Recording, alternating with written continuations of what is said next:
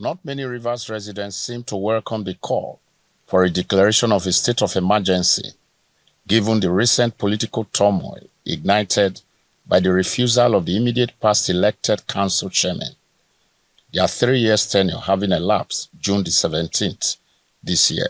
Is there war in Rivers State? Yes, I heard where some of those who are conceiving this kind of unfortunate, and if I like, I would say devilish call for a state of declaration in Rivers State, I would have asked, where is the war? Where was the person addressing the media calling for that state of emergency, supposing that there's already a war? Was it the person in his house or in his office here in Port Harcourt? Or even the media that reported that? And how? The people who are calling for state of emergency in Rivers State are the core enemies of Rivers State, because as of today, I know it's even visible to the blind that we have some relative peace here in Rivers State. There is no rationale, there is no grounds for which any sane human being will call for a state of emergency, in Rivers State. These are people who are more interested in their selfish gain than that of the people. Because I see no reason why a lover of this state, a man who believes in the vision and the progress of this state, wants state of emergency to be declared in this state. But be that as it may, all we know is that they will come, they will try. But for me, I consider those things as distractions. Local government chairman of Barrister George Ariolo, that they looted the council properties.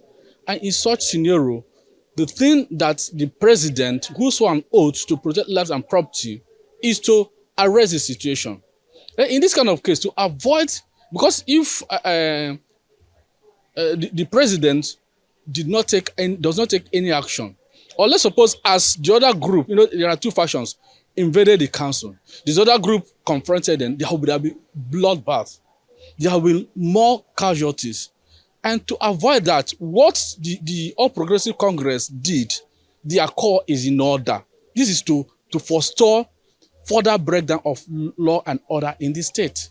But at what point can a declaration of a state of emergency be contemplated, either at the national or subnational levels of the 3 tiers of government that Nigeria currently operates? Where there is palpable apparent breakdown of law and order, not just breakdown of law and order, because law and order could actually break down in different ways at different scales. Even public fight, affray on the street, is breakdown of law and order. The police can intervene, and in such cases, the police will be prosecuting those individuals as conducting themselves in a manner that is likely to breach the peace. But it's not that. The Constitution said to such extent that extraordinary measure is required to quell that breakdown of law and order. Where is the breakdown of law and order that requires that extraordinary measure that Mr. President will require to intervene, perhaps as the commander-in-chief of the armed forces, to deploy the armed forces? Another contentious issue in the Rivers political crisis that started brewing last year, October, with the burning of the hallowed chambers of the State House of Assembly before its demolition by the state government for renovation, is the constitutionality or otherwise of the Caretaker Committee chairman.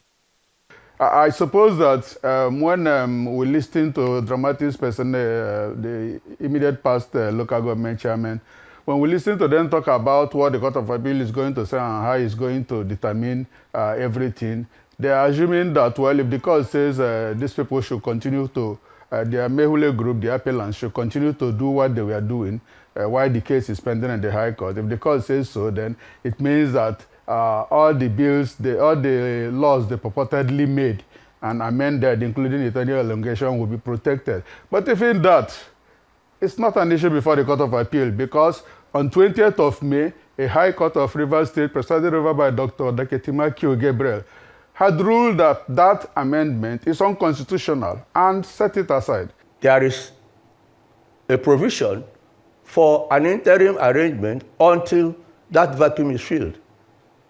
That vacuum does not say you should have anarchy. That vacuum does not say you can now go, everybody can take over, because there's a vacuum. The provision is made that if a vacuum occurs, there is an interim arrangement until that vacuum is filled.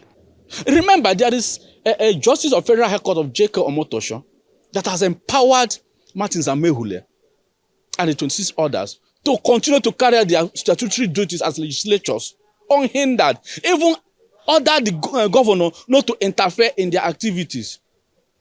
I expected the governor or whoever is working with him to appeal that judgment. But up to now, it has not been appealed. Now, rather, they are going to a court that has no jurisdiction to get a court order. That is illegality. That is abuse of court process. It's abuse of the rule of law.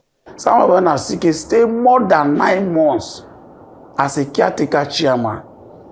He was the caretaker chairman and elected as a local government chairman. So what are we saying?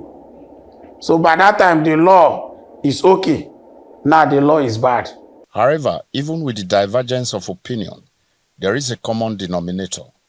Majority advocate for a peaceful river state that would naturally attract both local and foreign investors so as to return Port Harcourt, the state capital, back into the good old days where both local and foreign companies abound for residents of the state to eke out a living. In Port Harcourt, it's Sandy Omano, Arise News.